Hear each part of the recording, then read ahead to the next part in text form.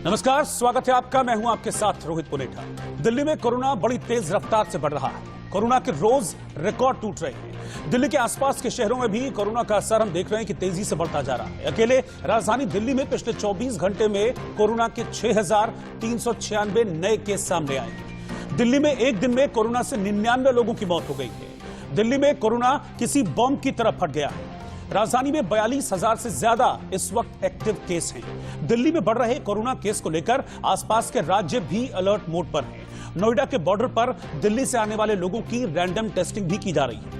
लेकिन इस बीच दिल्ली सरकार में कोरोना और लॉकडाउन को लेकर जो कंफ्यूजन है वो अपने चरम पर है, और इतना कि वो सतह पर नजर आ रहा है। मुख्यमंत्री कुछ कह रहे हैं, स्वास्थ्य मंत्री कुछ कहते हैं, और उप मुख्यमंत्री मनीष सिसोदिया कोई और ही बात कर रहे हैं। सबसे पहले ये सुनिए कि कैसे दिल्ली सरकार लॉकडाउन को लेकर, कोरोना को लेकर कंफ्यूज दिखाई दे रही है। जनरल प्रस्ताव केंद्र सरकार की अप्रूवल के लिए भेजा जा रहा है कि अगर कहीं पे, अब दिवाली खत्म हो गई है, हम उम्मीद करते हैं कि बाजारों के अंदर जो इतनी ज्यादा भीड़ थी वो भीड़ कम हो जाएगी और हमें जरूरत नहीं पड़ेगी। लेकिन अगर जरूरत पड़े और सारी कोशिशों के बावजूद भी अगर किसी बाजार में हम देखते हैं कि सोशल डिस्टेंसिंग और मास्क का पालन नहीं किया जा रहा और वो एरिया एक तरह से लोकल कोरोना हॉटस्पॉट बन सकता है, तो उस वहाँ पे बाजार को कुछ दिनों के लिए एहतियात के तौर पे बंद करने की इजाजत दिल्ली सरकार को दी जाए। पूजा को ना, इसको थोड़ा सा समझने की आवश्यकता है। एक पॉन्ड में 50-100 लोग इकट्ठे खड़े होते हैं और पानी जैसे 50-100 में से अगर 5 लोग पॉजिटिव हैं तो 100 में से जो बाकी 95 वो भी पॉजिटिव हो जाएंगे, तो उसके फैलने का बहुत डर रहता है। इसीलिए इसको पता। देखिए, दिल्ली सरकार का लॉकडाउन का कोई इरादा नहीं है और हम ये भी मानते हैं कि लॉकडाउन कोई सॉल्यूशन नहीं है कोरोना से लड़ने में। कोरोना से अगर ठीक से लड़ना है तो सॉल्यूशन है बेटर हॉस्पिटल मैनेजमेंट। अपने हॉस्पिटल्स को ठीक से मैनेज करना, अपने मेडिकल सिस्टम्स को ठीक से मैनेज करना, ये कोरोना से लड़ने में मददगार साबित होता है। और दिल्ली सरकार ने अपने पूरे मेडिकल सिस्टम को बहुत अच्छे से मैनेज किया है और आगे के लिए भी कर रखा है। मैं दुकानदारों को आश्वस्त करना चाहता हूं कि बिल्कुल भी न डरें, और सरकार का लॉकडाउन का कोई इरादा नहीं है। सरकार चाहती है कि आपकी दुकान खुली रहे, लेकिन मार्केट एसोसिएशन से मेरी रिक्वेस्ट है कि त्योहार के सीजन में जहां बहुत ज्यादा भीड़ हुई उसको खुद भी रेगुलेट करने की कोशिश करें, दुकानदार भी खुद रेगुलेट करने की कोशिश करें। मैं अगर जरूरत पड़ी तो हमने जो केंद्र सरकार से परमिशन मांगी है वो इतनी भर है कि जरूरत पड़ी तो कुछ मार्केट्स में थोड़े से रेगुलेशंस बढ़ाए जा सकते हैं, बट वो किसी भी रूप में लॉकडाउन नहीं होगा। और इस वक्त की बड़ी खबर आपको बता दें, दिल्ली में कोरोना को लेकर गृह मंत्रालय ने बड़ा कदम उठाया है। दिल्ली में कोरोना पर 10 टीमें बना दी गई हैं। ये 10 टीमें दिल्ली के 100 अस्पतालों का दौरा करेंगी। कोरोना के लिए 250 आईसीयू बेड बढ़ा दिए गए हैं। शकूर बस्ती में भी 800 बेड बढ़ाए जा रहे हैं। हम लगातार देख रहे हैं कि दिल्ली में कोरोना के मामलों में तेजी से इजाफा होता जा रहा है, जिसको देखते हुए अब केंद्र सरकार एक्शन में आई है और फिलहाल कोरोना से निपटने के लिए कुछ खास इंतजाम किए गए हैं। इसमें 10 टीमें बनाई गई हैं और ये 10 टीमें 100 अस्पतालों का दौरा करेंगी और वहां पर कोरोना को लेकर, कोविड से लड़ने के लिए क्या व्यवस्थाएं हैं, अगर कमियां हैं तो क्या कमियां हैं, इन तमाम चीजों पर वो बारीकी से नजर रखेंगे। इसके अलावा डीआरडीओ में 250 आईसीयू बेड भी बढ़ा दिए गए हैं, क्योंकि इस बात की शिकायत मिल रही थी कि आईसीयू के बेड अवेलेबल नहीं हो पा रहे हैं। और वहीं कोरोना को लेकर दिल्ली में छठ मनाने पर रोक लगाई गई है। इसको लेकर सियासत अपने चरम पर चल रही है।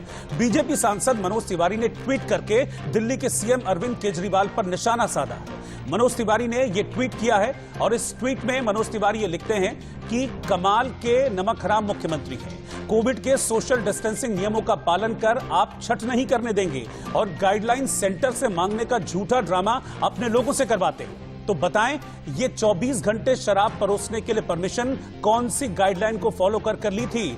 बोलो सीएम। ये ट्वीट है, इस ट्वीट पर भी विवाद खड़ा हो रहा है, क्योंकि जिस तरह की भाषा का इस्तेमाल, जिस तरह के शब्दों का इस्तेमाल एक सांसद ने दिल्ली के मुख्यमंत्री के लिए किया है, उसको लेकर लगातार सवाल खड़े हो रहे हैं। इधर दिल्ली में छठ पूजा पर हाईकोर्ट ने बड़ा फैसला दे दिया है। हाईकोर्ट ने घाट पर छठ मनाने की इजाजत नहीं दी है। किसी भी पर्व को मनाने के लिए जिंदा रहना जरूरी है, ये टिप्पणी हाईकोर्ट ने की है अपने इस फैसले को सुनाते हुए, और कहा है कि याचिकाकर्ता को कोरोना की गंभीरता का अंदाजा नहीं है। आपको बता दें कि दिल्ली में सार्वजनिक स्थानों पर, घाटों पर छठ मनाने पर दिल्ली सरकार की ओर से रोक लगाई गई थी। इसको लेकर एक याचिका लगाई गई थी हाईकोर्ट में, लेकिन हाईकोर्ट ने सीधे तौर पर इस याचिका को खारिज कर दिया है और ये जो हाईकोर्ट का फैसला है, ये दिल्ली सरकार के लिए कम से कम एक राहत के तौर पर देखा जा रहा है। तो लेकिन इस वक्त एक जो स्थिति कोरोना को लेकर बनी हुई है, ये तमाम सवाल खड़े कर रही है। सबसे बड़ा सवाल और सबसे पहला जो शब्द ये स्थिति देखकर जो आ रहा है वो है कंफ्यूजन। सवाल ये है कि क्या कोरोना को लेकर दिल्ली सरकार इस वक्त कंफ्यूज है? किसी तरह का कोई कंफ्यूजन है दिल्ली सरकार में कोरोना को लेकर? लॉकडाउन को लेकर क्या सरकार में एक राय नहीं है? और अगर ऐसा है तो क्यों एक राय लॉकडाउन को लेकर या कोरोना को लेकर दिल्ली सरकार में नहीं बन पा रही है? सरकार का ये कंफ्यूजन जो है उसमें एक्शन में देरी हो रही है और इसीलिए कोरोना की टेंशन बढ़ रही है। कोरोना के मामले दिल्ली में लगातार बढ़ रहे हैं और एक बड़ा सवाल यह भी खड़ा होता है कि छठ के नाम पर क्या दिल्ली में राजनीति हो रही है? क्योंकि हम पिछले 1-2 दिनों से देख रहे हैं, जब से दिल्ली सरकार ने छठ पर बैन लगाया सार्वजनिक स्थानों पर, तब से लगातार राजनीति शुरू हो रही है। मुख्यमंत्री के घर पर कुछ लोग पहुंच जाते हैं, वहां पर मोर्चा खोल देते हैं। क्यों इस पर इस तरह की राजनीति हो रही है? और एक और बड़ा सवाल यह है कि दिल्ली में जो कोरोना विस्फोट हो रहा है, दिल्ली में रोज जो हजारों मामले कोरोना के सामने आ रहे हैं, इसके लिए कौन जिम्मेदार है? क्या इसके लिए सरकार की लापरवाही जिम्मेदार है? इसके लिए राजनीति जो इस वक्त चल रही है वो जिम्मेदार है? ये तमाम सवाल इस वक्त खड़े हो रहे हैं क्योंकि सवाल जो है वो आम आदमी की जान का है, दिल्ली की पब्लिक, दिल्ली की जनता की जान का है। क्योंकि लगातार दिल्ली में कोरोना के केसेस बहुत तेजी से बढ़ते जा रहे हैं। बड़ा सवाल एक ये भी है कि क्या किसी तरह का कोई कंफ्यूजन कोरोना को लेकर, लॉकडाउन को लेकर इस वक्त दिल्ली सरकार के बीच है? इस पर हम चर्चा की शुरुआत करते हैं। मेरे साथ पूरा पैनल है, मैं पैनल इस वक्त ओपन कर रहा हूं। मेरे साथ आम आदमी पार्टी की प्रवक्ता रीना गुप्ता जी इस वक्त हैं, बीजेपी की प्रवक्ता निगत अब्बास जी हमारे साथ जुड़ गई हैं, कांग्रेस के प्रवक्ता मुदित अग्रवाल इस वक्त मेरे साथ पैनल में हैं, रेडिक्स हेल्थ केयर के डॉक्टर अभिनव भनोट मेरे साथ हैं और सामाजिक कार्यकर्ता राखी बिष्ट भी इस वक्त मेरे साथ जुड़ गई हैं। लेकिन पहला सवाल रीना जी आपसे, क्या कोई कंफ्यूजन है? क्योंकि जिस तरह के बयान आ रहे हैं सीएम के और बाकी जो शिक्षा मंत्री हैं, उनके उप मुख्यमंत्री हैं, स्वास्थ्य मंत्री हैं, उनके बयान इस तरह से एक ऑरा क्रिएट कर रहे हैं कि कहीं ना कहीं कोई कंफ्यूजन है। सीएम परमिशन मांगते हैं सेंटर से लॉकडाउन को लेकर, लेकिन डिप्टी सीएम और स्वास्थ्य मंत्री जो हैं वो कहते हैं कि लॉकडाउन की जरूरत ही नहीं है, इस पर कोई विचार ही नहीं हो रहा है। कोई कंफ्यूजन का स्टेट है क्या कोरोना को लेकर? दूसरी ओर हम देख रहे हैं कितनी तेजी से कोरोना के मामले बढ़ते जा रहे हैं।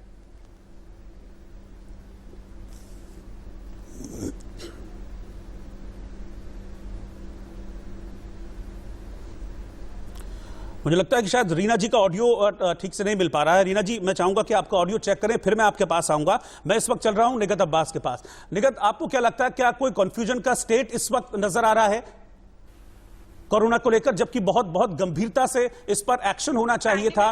क्या देरी होती जा रही है? क्योंकि पिछले 1 महीने से हम देख रहे हैं कि लगातार कोरोना के केसेस कैसे शूट हो रहे हैं दिल्ली में। रोज 6,000, 7,000, 8,000 केसेस। अभी पिछले 24 घंटे की मैं बात करूं तो 6,000 से ज्यादा केसेस आए हैं, 99 लोगों की डेथ हुई है दिल्ली में। क्या कोई कंफ्यूजन दिख रहा है दिल्ली सरकार में? क्या करना है, क्या नहीं है? जब से ये पैंडेमिक आया है ना, शुरू से लेके अब तक, मैं निरंतर आपको एक स्टेप बाय स्टेप बता सकती हूँ, नंबर वाइज नंबर बता सकती हूँ कि कितनी बुरी तरह विफल रही है दिल्ली की सरकार और अरविंद केजरीवाल जी पैंडेमिक को रोकने के लिए। मैं जान नहीं पाती कि इन्हें अब याद आ रहा है कि 200 से संख्या 50 करनी है। अभी 5 दिन पहले, बहुत दूर की बात नहीं है, 5 दिन पहले इन्होंने इतना ज्यादा करोड़ों रुपया वेस्ट कर दिया अपनी मार्केटिंग करने के लिए और अक्षरधाम में लोगों को बुलाया कि आइए और मेरे साथ पूजा करिए। तब इन्हें याद नहीं आया था कोविड-19, तब इन्हें याद नहीं आया था कि हमें स्टेप्स लेनी और सोशल डिस्टेंसिंग का पालन करना है और हमें एक जगह पर भीड़ नहीं करनी। अपनी राजनीति करने के लिए, अपने आप को फेमस करने के लिए, अपनी मार्केटिंग करने के लिए जो पैसा इन्हें लगाना चाहिए था आईसीयू यूनिट्स खरीदने में, जो पैसा इन्हें लगाना चाहिए था प्राइवेट अस्पताल में, हॉस्पिटल्स में प्राइवेट बेड्स लाने के लिए, वो पैसा इन्होंने व्यर्थ कर दिया मार्केटिंग में, पोस्टर्स में, बैनर्स में, और चीख चीख कर लोगों को बुलाया कि आइए अक्षरधाम में मेरे साथ पूजा प्रार्थना करिए। पहली बात। दूसरी बात, मैं नहीं कह रही हूँ, सुप्रीम कोर्ट की फटकार तो आपको याद होगी जब सुप्रीम कोर्ट ने खुद ये बात कहा था कि दिल्ली की सरकार में, दिल्ली में जितने भी प्राइवेट हॉस्पिटल्स हैं उनमें कोविड के पेशेंट्स की हालात जानवरों से भी बदतर है। तब इन्होंने कुछ नहीं कहा। और देखिए, विफलता का सबसे बड़ा रूप सभी को मालूम है कि हिंदुस्तान में दिल्ली सबसे पहला शहर नहीं था इतनी बुरी तरह अफेक्ट होने वाला, बंबई था। उसके बावजूद ये लोग सीखे नहीं, ऊपर से इस तरह की उलझुल बयान देते रहे। चाहे उप मुख्यमंत्री मनीष सिसोदिया हो, जिन्होंने ये कहा था कि जुलाई में 5.5 लाख से अधिक केसेस होने वाले हैं पैंडेमिक में, सत्येंद्र जैन हो, जिन्होंने ये कह दिया था कि 2 साल तक ये पैंडेमिक चलेगा। मैं जानना चाहती हूँ कि जो इन्होंने काम करे वो काम है कहाँ? इन्होंने एक एप्लीकेशन, लेकिन निगत जी, सियासत में तो बीजेपी भी पीछे नहीं है, सियासत में तो बीजेपी भी पीछे नहीं है। जब ये ऐलान किया गया दिल्ली सरकार की तरफ से, निगत जी, जब ये कहा गया दिल्ली सरकार की तरफ से कि सार्वजनिक जगह पर छठ नहीं होगा इस पैंडेमिक को देखते हुए, तब फिर झंडा बुलंद किए हुए सीएम आवास पर कौन पहुंचा था? मैं आपके राजनीति तो हर तरफ से हो रही है। 10 सेकंड आप मुझे दीजिएगा। मैं एक और विफलता जनता को बता दूं कि क्या है दिल्ली सरकार की, कि इन्होंने नाम के लिए दिल्ली कोरोना के नाम से एक मोबाइल ऐप लॉन्च करी, और देखिए मोबाइल ऐप चलती नहीं है। जब चलती है तो ये दिखाते हैं कि प्राइवेट अस्पताल में बेड्स हैं, और जब हम कॉल करते हैं प्राइवेट हॉस्पिटल्स में तब वो कहते हैं कि हॉस्पिटल्स में तो बेड है ही नहीं, उसमें तो कोई कमी है, कोई जो एप्लीकेशन दिखा रहा है वो गलत। जो अब आप कह रहे हैं सवाल बिल्कुल आपका सही सवाल है, लेकिन मैं सवाल ये भी तो पूछना चाहती हूँ जो मैंने सबसे पहले पूछा, और मैं जानती हूँ कि आम आदमी पार्टी की प्रवक्ता इस बात का जवाब देंगी कि ये क्या आप राजनीति नहीं कर रहे हैं, कि जब आपको लगा आपका मार्केटिंग का फायदा होने वाला है तब आपने दिल्ली में तो ये बात याद नहीं रखी कि अक्षरधाम पे। ठीक है, उनके ऑडियो में थोड़ा प्रॉब्लम है, उनसे मैं इसका जवाब लूंगा निगत जी, उनसे मैं जवाब लूंगा, लेकिन मुझे बीजेपी जो कर रही है उस पर भी तो जवाब दीजिए। बीजेपी के पूर्व प्रदेश अध्यक्ष और मौजूदा सांसद मनोज तिवारी जी जिस तरह का ट्वीट करते हैं, जिस शब्द का इस्तेमाल वो करते हैं, क्या वो राजनीति नहीं है? क्या इस वक्त में इस तरह की राजनीति या इस तरह के शब्दों की जगह है?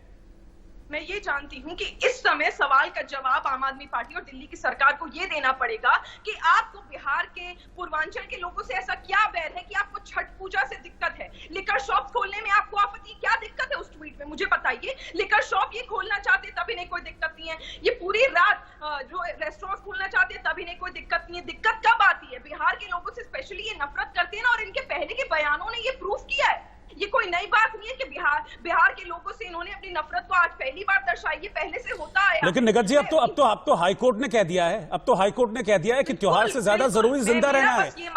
जब आप जिंदा रहेंगे तब त्योहार मनाएंगे। अब तो हाईकोर्ट ने भी इस बात को कह दिया है। मत कराइए, सबसे ऊंचा न्यायालय होता है हाईकोर्ट, सुप्रीम कोर्ट से बढ़कर कोई सरकार नहीं है। मत कराइए छठ पूजा पर। इस सवाल का भी तो जवाब दीजिए कि अक्षरधाम में आप क्यों ताल पीट कर लोगों को बुला रहे थे? सवाल का जवाब तो ये भी होना चाहिए ना कि आईसीयू और बेड्स कमी क्यों है? 800 बेड, 2 करोड़ लोग हैं दिल्ली में, आप मुझे बताइए 800 बेड कम। ठीक है, मैं इस पर एक डॉक्टर की राय लेता हूं। मुझे लगता है कि डॉक्टर साहब बिल्कुल न्यूट्रल राय देंगे कि ये कितना खतरनाक हो सकता है, कितना नहीं। डॉक्टर अभिनव भनोट, छठ पर जिस तरह से भीड़ जुटती है, जिस तरह से घाट पर लोग एक साथ उतरते हैं पानी में, क्या ये कंटेजियस हो सकता है? क्या ये कोरोना को बढ़ाने में सहायक हो सकता है? देखिए, मैं बिल्कुल ये पॉलिटिकल आदमी हूँ और एज अ डॉक्टर आपने बिल्कुल सही कहा, एकदम सही चीज बताऊंगा आपको।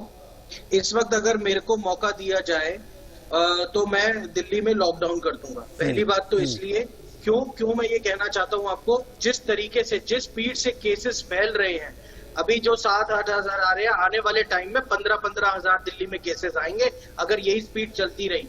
और हर घर में आपको एक कोरोना का केस अब मिलता ही जा रहा है। ऐसी बुरी हालत हो चुकी है हॉस्पिटल्स में कि बेड्स की वेटिंग चल रही है। तो उस टाइम में अगर आप छठ की पूजा में ये कहेंगे कि भीड़ इकट्ठी कर लें, या आप मार्केट्स में अलाउ कर दें, रेस्टोरेंट्स में अलाउ कर देंगे इस टाइम पे, तो ये एज अ प्रोफेशनल मैं आपको ये बताऊं, ये बिल्कुल कोरोना पॉइंट ऑफ व्यू से बिल्कुल ठीक नहीं है, क्योंकि pollution plus corona double Jeopardy है। इससे मौतों का रेट और केसेस का रेट इतनी तेजी से बढ़ेगा कि हेल्थ केयर सिस्टम कोलैप्स कर जाएगा हमारा। बिल्कुल ठीक है। रीना गुप्ता जी का ऑडियो ठीक हो गया। रीना जी, मुझे बताइए क्या कंफ्यूजन है? सबसे पहला सवाल तो यह कि क्या कंफ्यूजन है, और अब चूंकि आपने छठ पूजा पर बैन लगाया है, उसको लेकर अब विपक्ष की ओर से सवाल उठाए जा रहे हैं, बीजेपी की ओर से सवाल उठाए जा रहे हैं कि दिवाली क्यों आपने अपना पूरा मंत्रिमंडल लेकर आप पहुंच गए थे वहां पर। पहले मुझे इस पर जवाब दीजिए कि क्या कंफ्यूजन है कोरोना को लेकर? क्यों मुख्यमंत्री लॉकडाउन की बात करते हैं और बाकी जो उप मुख्यमंत्री हैं, जो स्वास्थ्य मंत्री हैं, वो कहते हैं कि ऐसी कोई स्टेट नहीं है, ऐसी कोई जरूरत नहीं है? कोई कंफ्यूजन है क्या?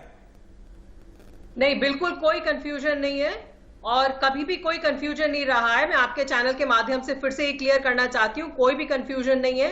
दिल्ली सरकार पूरी रूप से तैयार है। हमारे पास आज भी 7,500 बेड खाली हैं और दिल्ली में जिस लेवल की टेस्टिंग हो रही है, मैं अपनी बीजेपी की जो पैनलिस्ट है उनसे पूछना चाहूंगी। मेरे चाचा चाची नोएडा में रहते हैं, जो कि यूपी में आता है। नोएडा में कहीं टेस्टिंग नहीं हो रही है। दिल्ली में हम रोज 40,000 टेस्ट कर रहे हैं। जब आप ज्यादा टेस्टिंग करेंगे तो ऑब्वियसली कहां क्या हो रहा है, क्या नहीं हो रहा, वो आप मत बताइए, आप अपना बताइए। और आप अपना बताइए, आप ये बताइए मुझे, आप मुझे ये बताइए रीना जी कि कंफ्यूजन का स्टेट क्यों क्रिएट करके रखते हैं? एक कंफ्यूजन का स्टेट रीना जी क्यों क्रिएट करके रखा गया? आप जब आपके पास कोई परमिशन मांगने आएगा तो आप ये कह देते हैं कि सेंटर बताएगा, सेंटर से परमिशन ले आइए, हम अलाउ कर देंगे। ऐसा कंफ्यूजन वाला स्टेट क्यों रखा आपने? बीजेपी और कुछ नहीं आता इनको। आपको मैं गाइड अपने चैलेंज करती हूं ऑनलाइन आपको लेके चलूंगी और आप पूछिए कौन सी टेस्टिंग हो रही है। झूठ मत बोलिए, पहले यहाँ पैनल पर बैठकर झूठ मत बोलिए। आप एक नेशनल ग्रुप पर बैठे जो आप बोलते हैं उसका आपके पास तर्क होना चाहिए मैडम। आप मुझे बताइए ना, 800 बेड आप बढ़ा रहे हैं, आपको लगता है कि 2 करोड़ लोगों में 800 बेड बढ़ाना ही अनिवार्य, मतलब वही जरूरत है, उससे ज्यादा जरूरत नहीं है? मैडम, कम से कम 1% तो बेड आप बढ़ाइए। आईसीयू और हरियाणा प्राइवेट हॉस्पिटल में मैडम बेड नहीं है। आप चलिए मेरे साथ, दिल्ली के अस्पतालों में 20% मरीज जो है यूपी और हरियाणा से हैं। मैं आपको लेकर चलती हूँ पूर्वी दिल्ली में, मैं आपको घर घर लेकर जाऊंगी और चैलेंज करती हूँ नेशनल टेलीविजन पर, चैलेंज कर रही हूँ। आप वीडियो बनाइएगा, मुस्कुराने से कुछ नहीं होता। यहाँ बैठकर झूठ मत बोलिए नेशनल टेलीविजन पर कि घर घर जाकर टेस्ट हो रहे। मेरा ठीक है, ठीक है, मैं आपके पास आऊंगा, बाकी लोग भी हैं, मुझे उनके पास भी जाना है। मुझे मुदित अग्रवाल, कांग्रेस के प्रवक्ता, उनके पास में चलूंगा। मुदित जी, जब एक सरकार कोई फैसला लेती है पेंडेमिक टाइम में, यह देखते हुए कि हाँ भाई सिचुएशन ठीक नहीं है, इसलिए छठ नहीं मनाया जाना चाहिए सार्वजनिक जगह पर, तो ऐसे में क्या राजनीतिक दलों की कोई जिम्मेदारी नहीं बनती है? क्या राजनीतिक दलों की यह जिम्मेदारी नहीं बनती है कि लोगों को समझाएं? उल्टा भड़काए जा रहे हैं, विपक्ष तो भड़का रहा है लोगों को, क्यों ऐसा कर रहे हैं? पेंडेमिक टाइम है, ये हम सब समझते हैं कि नहीं समझते हैं कि कितना गंभीर समस्या चल रही है इस वक्त? जी, अब आप मुझे बोलने तो दीजिए। बिल्कुल दूंगा बोलने के, इसलिए आपके पास आया। प्रवक्ता बड़ी बात कर रहे थे कि सोशल डिस्टेंसिंग के नॉर्म दिल्ली में फॉलो नहीं हो रहे और केजरीवाल जी नहीं कर रहे। बिल्कुल ठीक कह रहे हैं बीजेपी के प्रवक्ता, ना केजरीवाल जी सोशल डिस्टेंसिंग के नॉर्म फॉलो कर रहे हैं, ना मोदी जी और अमित शाह जी कर रहे हैं। आपको ध्यान होगा जब बीजेपी अभी जीती थी, दिल्ली में मोदी जी बीजेपी हेडक्वार्टर गए थे, जहां सैकड़ों लोग उन्होंने जमा किए थे और बिल्कुल सोशल डिस्टेंसिंग का नॉर्म का ध्यान नहीं रखा गया था। दूसरा, जहां तक आपके प्रोग्राम की बात है कि इस सरकार में कोई कंफ्यूजन है, देखिए कोई कंफ्यूजन नहीं है इस सरकार में। बड़े सुनियोजित ढंग से लोगों को बेवकूफ बनाने का काम किया जा रहा है इस सरकार में। मैं आपको छोटा सा उदाहरण देता हूं। दिल्ली में अभी पिछले दिनों तक 60,000 टेस्ट हो रहे थे दिन के, जिसमें से कम 8,000 लोग रोज पॉजिटिव निकल रहे थे। अब क्या किया इन्होंने, पॉजिटिव क्योंकि लोग कम नजर आए इसलिए टेस्ट 40,000 कर दिए, 30,000 टेस्ट दिन के कर दिए। केजरीवाल जी का यह है, अगर दिखाना है मैंने कोरोना कंट्रोल किया है तो भैया टेस्ट कम कर दो, क्योंकि जितने टेस्ट कम करोगे उतने पॉजिटिव टेस्ट कम आएंगे। 8,000 जब हो रहे थे तब 60,000। मैं तो ये भी जान रहा हूं ना, मैं तो ये भी जानना चाह रहा हूं कि छठ पे राजनीति क्यों हो रही है, इसलिए केसेस कम हो रहे हैं। इसका भी तो जवाब दीजिए। दूसरा देखिए, मैं आ रहा हूं, मैं क्यों रही, इस पर क्या स्टैंड है आपका, बताइए। देखिए दूसरा भी आपको समझना पड़ेगा, मैं आ रहा हूं, मैं उस पर भी आ रहा हूं। जो बात बोली उसको कंप्लीट तो आप मुझे करने दीजिए कि बेवकूफ कैसे बना रहे हैं। दूसरा, 2 तरीके के टेस्ट है, एक रैपिड एंटीजन टेस्ट है, एक आरटीपीसीआर टेस्ट है। जो रैपिड एंटीजन टेस्ट है उसकी गुणवत्ता से 50 से 70% है, जबकि आरटीपीसीआर की गुणवत्ता 99% है। और दिल्ली में 70% रैपिड एंटीजन टेस्ट हो रहे हैं जिसकी गुणवत्ता से 50 से 70% है। और आरटीपीसीआर जो 100% आपको बताता है कोरोना है कि नहीं है, वो सिर्फ 30% हो रहे हैं। तो अगर आप वही आरटीपीसीआर सारे टेस्ट करने लगे, दिल्ली में 16,000 से कम केस नहीं आएंगे दिल्ली के। देखिए अभी आप पार्टी की प्रवक्ता खुद ही कह रही थी कि भाई वो तो केसेस इसलिए बढ़ रहे हैं क्योंकि हम टेस्टिंग कर रहे हैं। ये कोई लॉजिक हुआ? अगर हम केसेस इसलिए बढ़ रहे हैं क्योंकि हम टेस्टिंग करें, आपको तो हर आदमी जिसको सस्पेक्ट है कोरोना है उसका टेस्ट करना चाहिए। आज आप कह रहे हैं हम लाख टेस्ट करेंगे, भाई अभी तक क्यों नहीं कर दिए लाख टेस्ट? जहां तक आप छठ की बात कर रहे हैं, देखिए फेस्टिव सीजन था, केंद्र सरकार को भी पता था, दिल्ली सरकार को भी पता था फेस्टिव सीजन दिल्ली में आने वाला है, दिवाली आने वाली है, छठ आने वाली है। अरे इसका कोई कार्यक्रम बनाते, लोगों में जागरूकता करते, पहले से कुछ में आप कुछ मार्केट एसोसिएशन से बात करते, आरडब्ल्यूएस से बात करते। आपने सीधा एक आज फरमान जारी कर दिया भाई छठ पूजा नहीं होगी। आप गाइडलाइंस भी तो इशू कर सकते हैं। हमने दबाव डाला तो उन्होंने रामलीला के लिए भी गाइडलाइंस इशू की ना। आप कोई गाइडलाइंस इशू कीजिए, लोगों से कहिए जरूर आप छठ करें, लेकिन ये हमारे सरकारी मापदंड है, इनको आप जरूर माने। ये हम कोरोना के लिए स्पेशल सोशल डिस्टेंसिंग के नॉर्म्स कर रहे हैं, ये आपको फॉलो करने पड़ेंगे। ये चीजें आप कर सकते हैं। लेकिन मैं हाईकोर्ट की टिप्पणी यहां पर रखना चाहूंगा, मुदित जी, मैं हाईकोर्ट की टिप्पणी यहां पर रखना चाहूंगा। हाईकोर्ट ने एक जो टिप्पणी की है वो भी तो बहुत सही एक टिप्पणी है कि भाई जब आदमी रहेगा तभी तो आगे त्योहार मना पाएगा। अब जब केसेस इस वक्त बढ़ रहे हैं, अब जब केसेस इस वक्त बढ़ रहे हैं, तो क्या ये फैसला आपको गलत लगता है? देखिए जी, क्योंकि इस पैनल में डॉक्टर भी हैं मेरे साथ, उन्होंने अपनी एक न्यूट्रल राय रखी है कि ये कितना कंटेजियस हो सकता है, ये कितना खतरनाक हो सकता है दिल्ली के लोगों के लिए। जी बिल्कुल खतरनाक हो सकता है। तो उसके लिए गवर्नमेंट से हम क्या अपेक्षा करते हैं कि भाई गाइडलाइंस इशू करे। भाई गवर्नमेंट ये कहती, जब उनको पता था फेस्टिव सीजन आने वाला है और इसमें दिक्कत आएगी तो पहले से अब तैयारी रखती। पहले से उन्होंने कोई तैयारी उसकी रखी नहीं। मैं दोबारा से कह रहा हूं, जैसे पिछले सालों छठ पूजा होती थी वैसी ना करें, जैसे रामलीला पहले जैसे होती थी इस बारी वैसे नहीं हुई। सोशल डिस्टेंसिंग के नॉर्म्स थे और रामलीला में बहुत कम लोग गए थे। सरकार ने गाइडलाइन इशू की, वही चीज आप छठ के लिए कर सकते हैं। आप गाइडलाइन इशू कीजिए ना। आप ये कहते हैं मुझे रीना जी से जवाब देंगे और रीना जी फिर वही बात घूम फिर के आ जाती है, फिर वही बात घूम फिर के आ जाती है कि दिल्ली सरकार कोई कंफ्यूजन के स्टेट में है क्या? क्यों इस पर पहले से तैयारी नहीं की गई? क्या इस पर मुझे बताइए, क्या इस पर विचार किया गया था कि इसके कुछ नॉर्म्स के साथ इसको किया जा सकता है छठ को? क्या इस पर किसी तरह का कोई विचार किया गया था? और क्या देरी हो गई फैसला लेने में? क्योंकि देखिए भीड़ तो बाजारों में दिखी, दिवाली के टाइम पे हमने देखा किस तरह से बाजारों में भीड़ थी, उसको तो रोकने के लिए कोई प्रयास नहीं किए गए। बहुत लंबी चौड़ी भीड़ थी। नवरात्र में दिल्ली के जो बाजार हैं वहां पर हजारों लोग एक साथ दिख रहे थे, ना मास्क था ना सोशल डिस्टेंसिंग थी। तब क्यों नहीं जागी सरकार? सवाल तो उठेगा ही ना हर चीज को लेकर। देखिए रोहित जी, ये बीजेपी और कांग्रेस दोनों गंदी राजनीति करने में लगे हुए हैं। आप छठ पूजा जो होती है आरटीजी पानी में की जाती है, पीसीआर और एंटीजन टेस्ट के बारे में, और आपके चैनल पे इस समय डॉक्टर भी है, जरा उनकी राय लीजिए आप। इस समय दिल्ली में ऑलरेडी लोगों की इम्यूनिटी इतनी कम है, ठंड का सीजन है, पॉल्यूशन बढ़ा हुआ है, उसके बाद आप कह रहे हैं कि छठ पूजा की गाइडलाइन जारी करिए। क्या गाइडलाइन आप जारी करेंगे? इस साल हम मैडम आपने अपने मतलब की बात तो सुन ली, डॉक्टर साहब ने क्या कहा? आपने अपने मतलब की बात सुन ली, डॉक्टर साहब ने क्या कहा? उन्होंने तो होटल रेस्टोरेंट बाजारों को लेकर भी सवाल किया है। आपने तो 24 घंटे शराब परोसने की परमिशन दे दी है। जहां तक रही वो नहीं सुना आपने? स्वास्थ्य सेवाओं की बात, दिल्ली सरकार बिल्कुल पूरी तरह तैयार है। हमारे पास सबसे ज्यादा हम टेस्टिंग कर रहे हैं, सबसे ज्यादा बेड्स हैं, आईसीयू बेड्स की एडिशनल कैपेसिटी बढ़ाई जा रही है, एम्बुलेंस बढ़ाई जा रही है, सब कुछ किया जा रहा है। मैडम आंकड़े मेरे स्क्रीन पे सारे चल रहे हैं, आंकड़े मेरे स्क्रीन पे सारे चल रहे हैं, कहां क्या है क्या नहीं है। मैं तो सरकार के एक्शन लेने की बात कर रहा हूं, मैं सरकार के प्रोएक्टिव होने पर सवाल उठा रहा हूं। पर मिलियन वो टेस्ट प्रोएक्टिव होना चाहिए था, नहीं होना चाहिए था, मैं तो इस पर सवाल उठा रहा हूं। आंकड़े मेरे स्क्रीन पे पूरा चल रहे हैं। हार्वर्ड यूनिवर्सिटी की, अमेरिका की हार्वर्ड यूनिवर्सिटी की स्टडी है जिसमें लिखा हुआ है कि दिल्ली सरकार का कोविड मॉडल जो है वो बहुत अच्छा मॉडल है। Public health policy institute Harvard university का, उसमें होम हार्वर्ड यूनिवर्सिटी की स्टडी आपने पढ़ ली, लेकिन नीति आयोग की गंभीर चेतावनी आपने नहीं सुनी। नीति आयोग ने जो गंभीर चेतावनी जारी की उसको आपने नहीं सुना। रीना जी, नीति आयोग ये कह रहा है अभी पर 10,361 केसेस आ रहे हैं और दिल्ली में अगर यही हालात रहे तो पर 10,500 केस हो जाएंगे और अगले 2-4 हफ्ते में हालत खराब हो जाएगी, दिल्ली हाथ से निकल जाएगी। ये कह रहा है नीति आयोग, अपने देश का नीति आयोग, जरा उसको तो पढ़ लेते आप। नहीं कर पाएंगे। नीति आयोग को नहीं पढ़ा आपने? नीति आयोग ने जो गंभीर चेतावनी जारी की उसको नहीं देखा? वो कह रहे हैं हाथ से निकल जाएगी दिल्ली अगर यही हालात रहे। इसलिए मैं सवाल उठा रहा हूं कि प्रोएक्टिव होने की जरूरत थी इस वक्त पर, और कंफ्यूजन का स्टेट दिख रहा है। कोई कंफ्यूजन नहीं है, बिल्कुल प्रोएक्टिव है सरकार, कोई लॉकडाउन नहीं हो रहा है। हम कह रहे हैं अगर कुछ क्षेत्र ऐसे होते हैं जहां हॉटस्पॉट की सिचुएशन क्रिएट हो रही है, जैसे कि मान लीजिए एक ही एरिया में बहुत सारे केसेस निकल के आ रहे हैं, उन एरियाज में हॉटस्पॉट डिक्लेयर करके, कंटेनमेंट जोन डिक्लेयर करके कुछ समय के लिए मार्केट बंद किए जा सकते हैं। कोई कंफ्यूजन नहीं है, पूरी क्लैरिटी है। देते हैं लोगों को ट्वीट के माध्यम से, वो किस चीज का प्रस्ताव उन्होंने सरकार को भेजा, केंद्र सरकार को भेजा है? क्या ये सिर्फ नाटकीय प्रदर्शन था?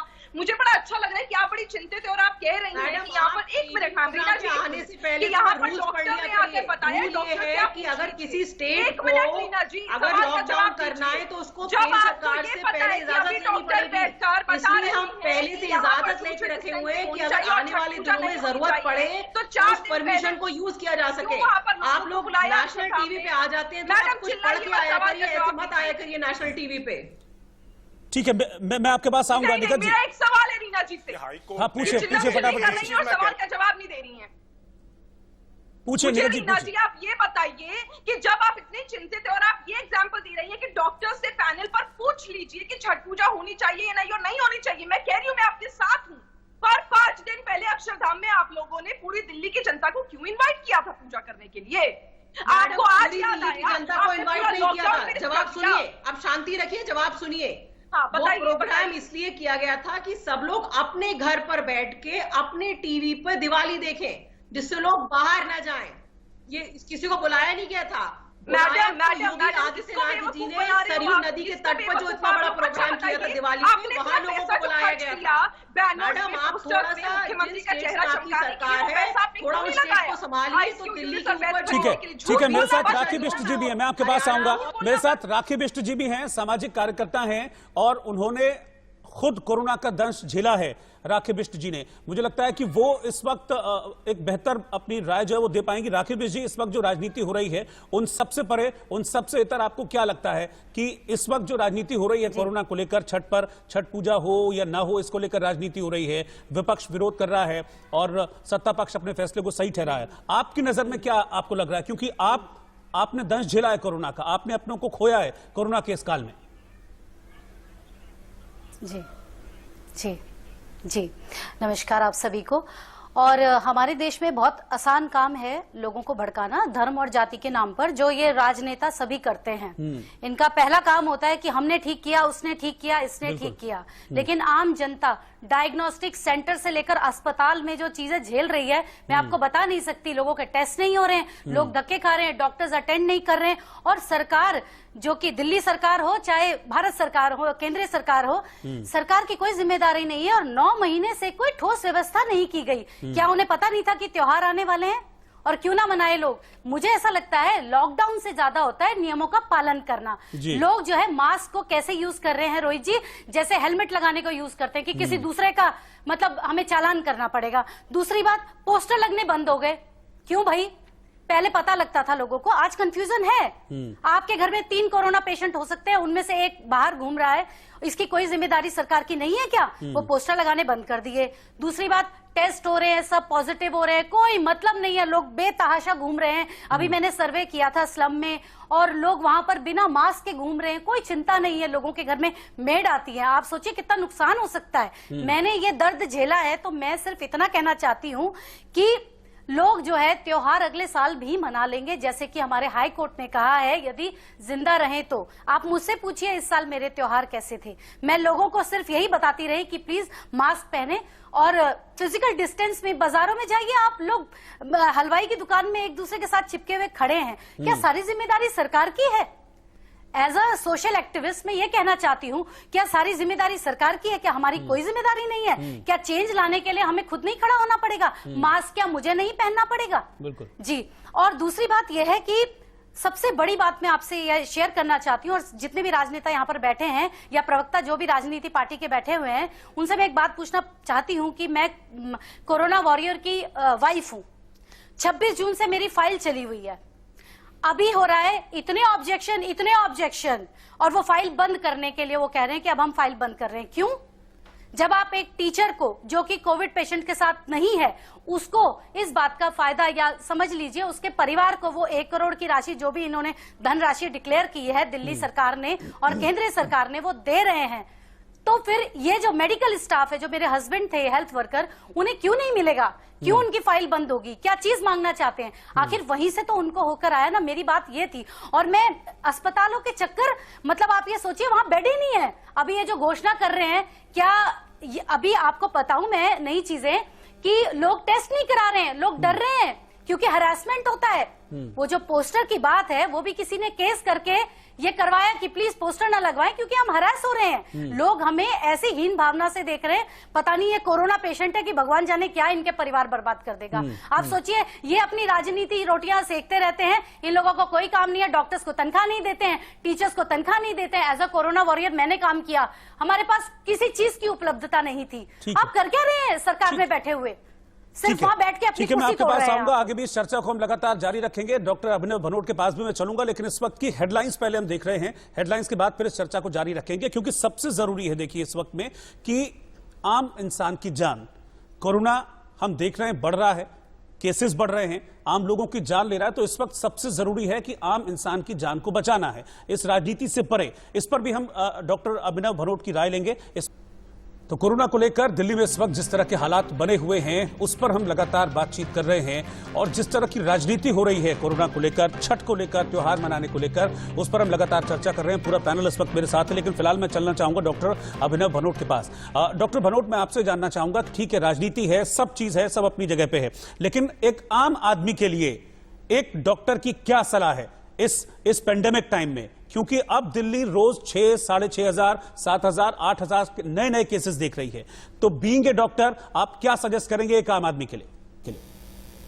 अगर अब मैं पर्सनली आपको ये बात बोलूं, बीइंग अ डॉक्टर, मैं इस वक्त ये बोलूंगा आप अपने घर में बंद होके बैठ जाइए। उसका रीजन बहुत इंपॉर्टेंट है। शुरू से ये बात चल रही है, कोरोना को से बचने के लिए सिर्फ 3 प्रिवेंटिव स्ट्रेटजीज बहुत इंपॉर्टेंट थी। मास्क पहनना, सोशल डिस्टेंसिंग मेंटेन करना और अपने हाथ धोना। ये 3 कहीं पे भी दिल्ली में इस वक्त ये सारी जो 3 स्ट्रेटजीज हैं कोई नहीं पालन कर रहा। इसकी वजह से प्रॉब्लम ये हो रही है, जैसे अदर पैनलिस्ट भी कह रहे थे, आरटीपीसीआर की टेस्टिंग के लिए। मैं आपको एक बात बताता हूँ, ग्राउंड लेवल पे हमारे पास ऐसे मरीज भी आ रहे हैं जिनको निमोनिया हो रहा है, उनका सीटी स्कैन करा के देखते हैं तो उनमें बहुत भयंकर निमोनिया होता है और उनके भी आरटीपीसीआर टेस्ट नेगेटिव आते हैं। तो आरटीपीसीआर की भी टाइमिंग बहुत इंपॉर्टेंट होती है। तो मैं ये कहना चाहूंगा वो लोग भी इनकी सरकार की काउंटिंग में नहीं आ रहे और ये नंबर बढ़ता ही जा रहा है। इस वक्त इतने सीरियस और गंभीर निमोनिया आ रहे हैं जो पहले नहीं देखे गए। केसेस के बढ़ने की वजह से बीमारी की सीवियरिटी भी बढ़ रही है। तो कहने का मकसद है, इस वक्त मैं खुद अस्पताल से घर और घर से अस्पताल ही जा रहा हूँ और आने में भी डर लगता है कि कहीं पे भी रुक जाए और सोशल डिस्टेंसिंग जहां लागू नहीं हो रही है तो आपको भी कोरोना हो सकता है। तो मेरी सलाह तो यही रहेगी कि आप जितनी सोशल डिस्टेंसिंग मेंटेन कर सकते हैं करें, अपना मास्क पहने और जो WHO ने और जो भारत सरकार ने स्ट्रेटेजीज बताई है प्रिवेंशन के लिए उसे पालन करिए, वरना कोरोना होना ही है। ये ऐसी स्थिति आ चुकी है कि इस वक्त कोरोना होना बहुत ज्यादा उसके आसार हैं। तो यही मैं कहूंगा कि प्लीज आप अपने स्टे होम, स्टे सेफ, वही वाली बात रहेगी। जितना घर में रहेंगे, जितना कम लोगों से मिलेंगे जुलेंगे, उतने चांसेस होने के आपको कम है, बिकॉज ये बढ़ता ही जा रहा है और गंभीर होता ही जा रहा है। ये अभी कितना भयावह हो सकता है डॉक्टर साहब? क्योंकि हम देख रहे हैं कि यूरोप में तो कई कंट्रीज ऐसी हैं जिन्होंने वापस लॉकडाउन लगा दिया है, लेकिन जिस तरीके से मुझे लग रहा है कि लोगों का शायद एक माइंडसेट है वो चेंज हो गया है कि अब कुछ नहीं होने वाला है। इसीलिए हम देख रहे हैं कि अभी त्योहारों का टाइम था, लेकिन फिर भी जान तो अपनी है ना। लोग फिर भी देखिए कितना लंबी चौड़ी संख्या में जो है सड़कों पर निकले हैं, मार्केट में खरीदारी कर रहे हैं। किसी तरह का ना मास्क है ना सोशल डिस्टेंसिंग है। अब तो मुझे लगता है सैनिटाइजर्स वगैरह भी लोग यूज नहीं कर रहे हैं। तो इसको जरा थोड़ा सा डिटेल में आप बताइए ताकि लोग समझें कि अभी भी ये कितना घातक हो सकता है। देखिए, ये लोगों ने मान लिया है कि ये जिंदगी का एक हिस्सा बन चुका है कोरोना, और होना ही है। उनको ये नहीं पता कि जिनमें ये गंभीर रूप में हो जाता है, जान चली जाती है और वो आंकड़े जो पहले नंबर थे मोर्टेलिटी के, अब वो नंबर आगे चेंज होंगे। जैसे जैसे नंबर ऑफ केसेस बढ़ेंगे वैसे वैसे नंबर ऑफ डेथ्स भी बढ़ेंगी। तो अभी भी यही है हमारे पास, अभी भी कोरोना का कोई डेफिनेटिव ट्रीटमेंट नहीं है। तो प्रिवेंटिव स्ट्रेटेजीज को ही पालन करना पड़ेगा। हमें हाथ धोने पड़ेंगे, हमें मास्क लगाना पड़ेगा, हमें लोगों से दूर रहना पड़ेगा। जो ये बात समझ लेगा वो बच जाएगा। जिसको ये लगेगा कि नहीं हमें तो कोरोना नहीं होगा, उसको डेफिनेटली कोरोना होगा ही होगा। इस समय में ये बात मैं स्पष्ट रूप से कह रहा हूँ। जी अच्छा निकट जी, मैं अब आपसे जानना चाहूंगा, क्योंकि अब देखिए पॉलिटिक्स हो रही है तो मुझे घूम फिर के उस पर आना ही पड़ेगा। मैं ये जानना चाह रहा हूं कि पेंडेमिक टाइम है, सबको एक साथ एक प्लेटफॉर्म पर खड़ा होना चाहिए और मुझे लगता है कि विपक्ष और सरकार सबकी भूमिका होती है इस तरह के पेंडेमिक से लड़ने में। तो बीइंग एन एक्टिव विपक्ष, मैं आपसे ये जानना चाहूंगा कि मतलब आपके एक सांसद हैं मनोज तिवारी, इस तरह की भाषा का वो इस्तेमाल करते हैं इस वक्त, ये सही है इस टाइम पे इस तरह की भाषा, इस तरह का ट्वीट तो मुझे लगता है जरूर आपने देखा होगा मनोज तिवारी का। ये ट्वीट ठीक था इस तरह? इस वक्त लोगों को समझाना चाहिए था, भड़काना चाहिए? देखिए, सवाल ये होता है कि जब हम विपक्ष में होते हैं तो हमारी जिम्मेदारी ये भी होती है कि जो जनता सवाल पूछ रही है सरकार से, वो सवाल हम जनता का सरकार तक पहुंचाएं। और वही सवाल मनोज तिवारी जी ने पूछा और यही सवाल का जवाब आज मैं भी मांग रही हूं कि जब आप एक तरफा हो जाते हैं, जब आप एक तरह की राजनीति करने लगते आपत्ति सवाल पे नहीं है, आपत्ति सवाल पे नहीं है, ठीक है विपक्ष ने सवाल पूछा, आपत्ति भाषा पे है। आप एक चीफ मिनिस्टर को एड्रेस कर रहे हैं। जिस लफ्ज का इस्तेमाल किया वो मैं आपके चैनल पर दोहराना नहीं चाहती, और भारतीय जनता पार्टी की सरकार उस लफ्ज को, मैं भारतीय जनता पार्टी की प्रवक्ता होने के नाते उस लफ्ज को मैं एंडोर्स नहीं करती, और वो गलत था, इस तरह का नहीं बोलना चाहिए था। लेकिन सवाल गलत नहीं है। सवाल चाहे वो लफ्ज हो चाहे ना हो, सवाल तब भी सेम सेम रहता है कि आप एक तरह की राजनीति क्यों करने लगते हैं। आपको क्यों अब याद आ रहा है कि सोशल डिस्टेंसिंग का पालन होना चाहिए, आपको क्यों अभी याद आ रहा है। अच्छा, आप मुझे अपनी राय बताइए निखत, आप मुझे अपनी राय बताइए, आप मुझे अपनी राय बताइए कि क्या इस पेंडेमिक टाइम में मुझे लगता है किसी भी आप डॉक्टर से या मेडिकल पर्सन से आप पूछेंगे वो ना करेगा, क्या इस पेंडेमिक टाइम में इसकी जरूरत है? बिल्कुल नहीं, मैं तो कह रही हूँ ना, मैंने तो आपको पहले ही कहा रोहित जी कि बिल्कुल नहीं होनी चाहिए छठ पूजा, क्योंकि उससे जो मार्जिन है वो ज्यादा बढ़ेगा। जैसे डॉक्टर साहब ने भी कहा, क्योंकि वो पानी में डिप होते हैं, अलग तरीके की उनके कल्चर होते हैं, बड़े खूबसूरत कल्चर से वो करते हैं। वो कल्चर आज नहीं करेंगे तो वो अगले साल कर लेंगे तो बेहतर रहेगा, क्योंकि इस बार जान है तो इस फैसले में आपको सरकार के साथ होना चाहिए था, लेकिन फिर विरोध क्यों होता है ना कि फिर आपने अक्षरधाम में इतनी भीड़ क्यों करी? आपने अब एक निखत फिर वही बात, अब एक अगर काम हो गया तो हम आगे के लिए भी उसको आगे भी गलत राह पकड़े? नहीं, बिल्कुल नहीं, पर सवाल तो तब भी वही रहेगा ना कि आपने गाइडलाइंस पहले क्यों नहीं निकाली। वहां तो आपकी सरकार विफल रही ना। जो आपने करोड़ों रुपया वेस्ट कर दिया, उससे आपने क्यों बेड्स नहीं खरीदे? 800 बेड खरीदे, आप ये जनता को बताना चाह रहे हैं दिल्ली की। आपने क्यों आईसीयू यूनिट्स नहीं बनाए, आप ये जनता को बताना चाह रहे हैं। ये तो मैं कह नहीं रही हूँ ना रोहित जी, ये तो सुप्रीम कोर्ट की फटकार है कि वहां पर कोविड पेशेंट्स के हालात सही नहीं है। वहां पे कोविड सेंटर जो आप बना मुझे सवाल मैं बिल्कुल आप ही के पास आ रहा हूँ रीना जी। तो कहीं ना कहीं दिल्ली की सरकार विफल रही है ना, हम उस विफलता के ऊपर रीना जी ठीक है, मैं आपका सवाल समझ गया, मैं आपका सवाल रीना जी के पास लेकर जा रहा हूँ। रीना जी मैं इसमें कुछ और एंडोर्स करना चाह रहा हूं, फिर उस पर जवाब दीजिएगा। रीना जी कुछ एंडोर्स करना चाह रहा हूं, ये बात तो देखिए बिल्कुल फैक्ट है, इससे इनकार नहीं किया जा सकता कि ये तो अचानक से हुआ नहीं कि फेस्टिव सीजन बीच में टपक गया। ये पता था कि फेस्टिव सीजन है, नवरात्र है, फिर दशहरा है, फिर दिवाली है, फिर छठ है, ये फेस्टिव सीजन चलता है। अभी न्यू ईयर भी आ जाएगा, अभी न्यू ईयर भी आएगा, तो ये फेस्टिव सीजन है, तो इसमें पहले से क्यों तैयार नहीं? क्या आपको ये नहीं पता था कि पब्लिक सड़कों पर जाएगी? क्या आपको ये नहीं पता था कि भीड़ होगी बाजारों में? उसके लिए कोई प्रॉपर प्लानिंग क्यों नहीं थी? अब आप सेंटर से परमिशन मांग रहे हैं कि हमको आंशिक लॉकडाउन लगाने की अनुमति दी जाए। अब आप परमिशन मांग रहे हैं जबकि इस फेस्टिव सीजन को शुरू हुए महीने भर से ऊपर हो गया है। तो ये तो सरकार की कमी है कि नहीं है? इसको तो स्वीकारना चाहिए आपको। देखिए रोहित जी, सरकार पूरे तरह से वाकिफ थी और सिचुएशन को मॉनिटर कर रही थी, और हमें यह भी पता था कि सब 7-8 महीने से सब घर में रह रहे हैं, इसलिए सब परेशान हो चुके हैं। तो जैसे ही हमें लगा कि नंबर ऑफ केसेस बढ़ रहे हैं, केजरीवाल जी खुद अमित शाह जी से मिलने गए और उन्होंने रिक्वेस्ट की। ये तो रिक्वेस्ट हमारी 10 दिन पहले जा चुकी है कि आप देखिए दिल्ली में क्या होता है, सिर्फ दिल्ली के लोग नहीं होते हैं, आसपास के क्षेत्रों से यूपी, राजस्थान, हरियाणा, सब जगह से पेशेंट दिल्ली भागता है जब भी प्रॉब्लम होती है। आज की तारीख में 20% आईसीयू बेड्स जो हैं दिल्ली में, वो दिल्ली के बाहर के लोगों के हैं। मैं पेशेंट्स की बात ही नहीं कर रहा हूं, मैं पेशेंट्स की बात ही नहीं कर रहा हूं। सबका हक ये कैसी रोहित जी, ये कैसा डिस्क्रिमिनेशन है? मैं पेशेंट्स की बात ही नहीं कर रहा हूं। रीना जी आप चीजों को घुमाइए मत, मैं पेशेंट्स की बात ही नहीं कर रहा हूं। मैं कह रहा हूं कि आप ऐसी प्रभावी गाइडलाइंस क्यों नहीं ला पाए कि लोग अपने घरों से ना निकलें? दिल्ली में जो एमसीडी जहाँ पे कि 14 साल से बीजेपी ने भ्रष्टाचार मचाया हुआ है, एमसीडी के जो अस्पताल है उनकी इतनी बुरी हालत क्यों है? एमसीडी के जो डॉक्टर्स हैं वो रोज क्यों स्ट्राइक पे हैं? उन्हें महीनों से तनख्वाह नहीं मिली है।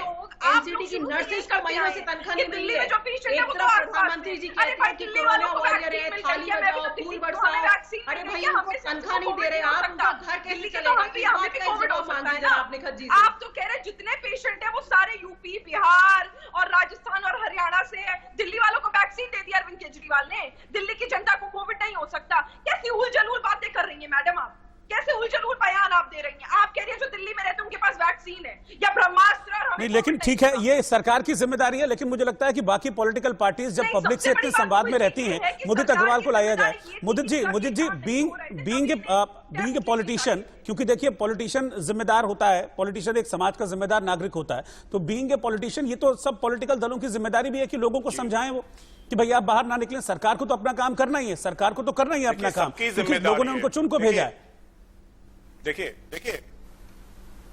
देखिए सबकी जिम्मेदारी है, सरकार की जिम्मेदारी है, ऑपोजिशन की जिम्मेदारी है और लोगों की जिम्मेदारी है, तीनों की जिम्मेदारी है। सबको अपनी जिम्मेदारी निभानी चाहिए। लोगों को अपनी ये जिम्मेदारी निभानी चाहिए, कहीं भी जाए सोशल डिस्टेंसिंग का ध्यान रखें और मास्क पहने।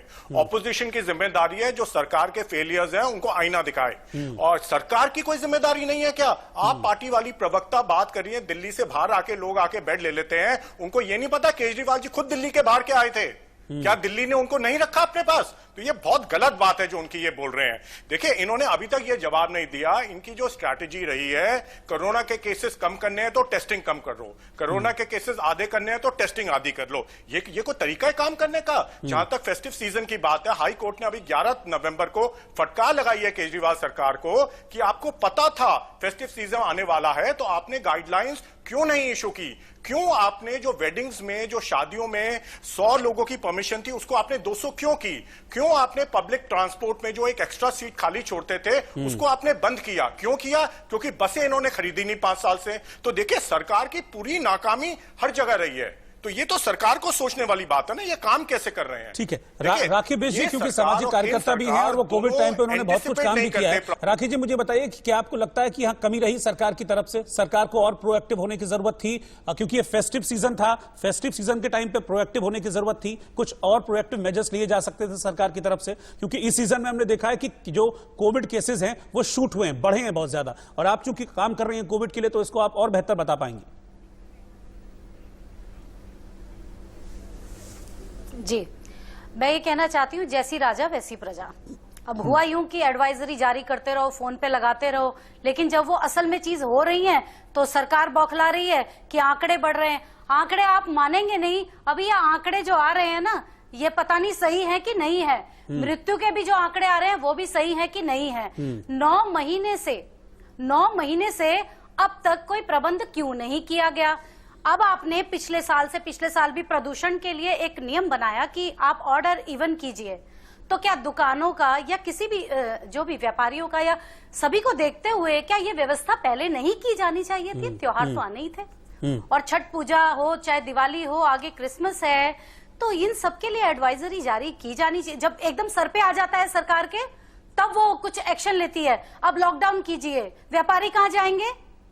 अब ये कीजिए, अब वो कीजिए, तो पहले बताइए ना। तो जैसी राजा वैसी प्रजा। राजा ने कहा नहीं लग रहा, ये भी नहीं हो रहा, वो भी नहीं हो रहा, तो प्रजा भी वैसे ही चल रही है, बिना मास्क के, बिना किसी की फिक्र करे हुए। यदि एक भी मौत किसी के घर में हो जाए तो उसे ये पता लग जाए कि कोरोना कितनी गंभीर बीमारी है। बिल्कुल। रीना जी, क्योंकि दिवाली के टाइम पे भी यही आरोप लगे थे, दिवाली के टाइम पे भी दिल्ली सरकार पर यही आरोप लगे थे कि पहले तो कोई रोक टोक नहीं की गई, जब लोगों ने ग्रीन पटाखे खरीद लिए, व्यापारियों ने, कारोबारियों ने, उसके बाद फिर बैन लगा दिया। तो यहां जरूरत होती है ना प्रोएक्टिव मेजर्स की। देखिए, आप ग्रीन पटाखे के बारे में बात करना चाहते हैं तो मैं ग्रीन पटाखे के बारे में बता देती हूँ आपको कि पहले सरकार ने मैं सिर्फ प्रोएक्टिव मेजर्स की बात कर रहा हूँ, उसमें ग्रीन पटाखे जो हैं वो एक में कोई क्लैरिटी नहीं वो थी, एक एग्जांपल के तौर पर लिया में ग्रीन पटाखे मौजूद नहीं थे और उनकी मात्रा बहुत कम थी, इसलिए ये डिसीजन लिया गया कि इस बार हम सबको दिवाली के लिए पटाखों का सैक्रिफाइस करना पड़ेगा। दिल्ली सरकार प्रोएक्टिव सरकार है, हम पूरे विशेषज्ञों और साइंटिस्ट की राय लेते हैं और जैसे जैसे स्थिति को मॉनिटर करते हैं, जैसे जैसे चेंज होती है वैसे वैसे डिसीजन लिए जाते हैं। शुरू में जब दुकानें खुली थी तब ऐसे ही हुआ था, ऑड इवन दुकानें खुली थी शुरू में, जब लगा कि स्थिति थोड़ी ठीक है और जो मार्केट एसोसिएशंस थी उन सब की अर्जी थी कि आप मार्केट खोलिए, और आप कह रहे हैं आप जिम्मेदार सरकार हैं, थोड़ा तो शर्म कीजिए, आप क्यों कह रहे हैं? जहाँ पे एक शॉपकीपर बोल रहे थे कि आप डॉक्टर्स को ही पैसे दे दीजिए, या तो आप शॉप अगर बंद कर देंगे तो हम भूखे मर जाएंगे, आप कोरोना योद्धाओं को 1-1 करोड़ रुपए दे दीजिए। तो लॉकडाउन जो है लॉकडाउन जो है वो इंडिया के लिए बिल्कुल भी, इंडिया जैसे कंट्री के लिए आप लॉकडाउन नहीं कर सकते यहाँ पे, जहाँ पे ठीक है। एक अब चूंकि मुझे मेरे पास इतना वक्त है, मुझे डिबेट को एंड करना है। एक लास्ट रिएक्शन मैं डॉक्टर अभिनव भनोट का लूंगा, मैं एक लास्ट रिएक्शन लूंगा डॉक्टर अभिनव भनोट का। डॉक्टर अभिनव भनोट, क्या अभी भी सिचुएशन बहुत अलार्मिंग है? ये लोगों को समझने की जरूरत है, क्योंकि अभी वैक्सीन से अभी हम बहुत दूर हैं, और मान लीजिए वैक्सीन आ भी जाता है, 2, 4, 5 महीने में वैक्सीन आ भी जाता है, तो एक साथ सबको नहीं मिल पाएगा। तो अभी लोगों को बहुत संभल कर चलने की जरूरत है। सरकार तो अपनी जिम्मेदारी निभाए ही, वो तो करना ही है, लेकिन मुझे लगता है कि एक सामाजिक जिम्मेदारी हम आम लोगों की भी है, ये समझने की बहुत ज्यादा जरूरत है। बिल्कुल ठीक कह रहे हैं। सरकार अपनी जिम्मेदारी निभाए एट अ पर्सनल लेवल। हर एक इंडिविजुअल को भी अपनी जिम्मेदारी समझनी पड़ेगी, क्योंकि ये सिर्फ आपकी जिंदगी नहीं, आपसे रिलेटेड जितने भी आसपास लोग हैं सबकी जिंदगी का सवाल है। ये अलार्मिंग से बहुत ज्यादा आगे की सिचुएशन निकल चुकी है।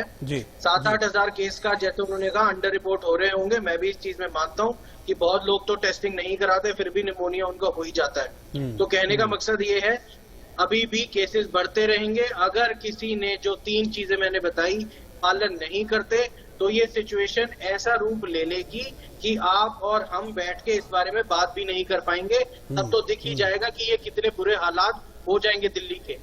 दिल्ली के हालात बिगड़ने वाले हैं अगर ऐसे ही राइजिंग नंबर केसेस का चलता रहा तो। प्लीज मेरी रिक्वेस्ट सबसे यही है कि घर पे रहें, सोशल डिस्टेंसिंग का पालन करें, मास्क पहने, हाथ धोएं और इस न्यू नॉर्मल को थोड़ा सा एक्सेप्ट करने की कोशिश करिए।